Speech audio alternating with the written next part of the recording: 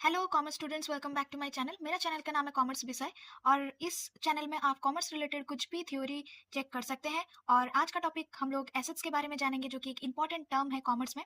चलिए समझते हैं एसेट्स क्या होता है। एसेट एक ऐसा रिसोर्सेज होता है जो कि बिजनेस, ऑर्गेनाइजेशन और एनी इंडिविजुअल ओन करता है और जिसका इकोनॉमिक वैल्यू होता है और फ्यूचर में बेनिफिट्स प्रोवाइड करता है, जैसे कि इनकम, प्रॉफिट। ठीक है, और समझते हैं एसेट्स के बारे में। It denote the resources acquired by business either by the use of owner's fund or funds provided by creditors. Assets refer the tangible object or intangible rights owned by an enterprise. These are things of value owned.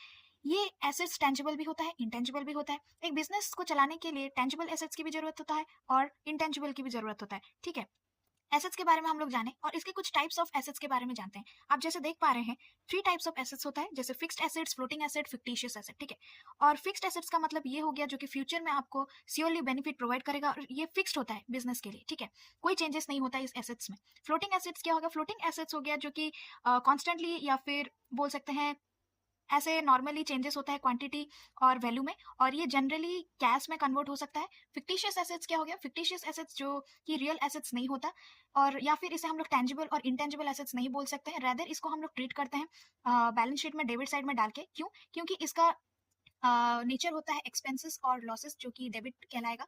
और fictitious assets एक assets itself debit का nature होता है, तो उस वजह से हम लोग फिक्टिशियस एसेट्स को एसेट साइड में डेबिट वैल्यू करके बैलेंस शीट में डालते हैं। चलिए, फिक्स्ड एसेट्स को हम लोग सब डिवाइडेड किए हैं, तो उस सब डिवाइडेड के बारे में भी समझते हैं।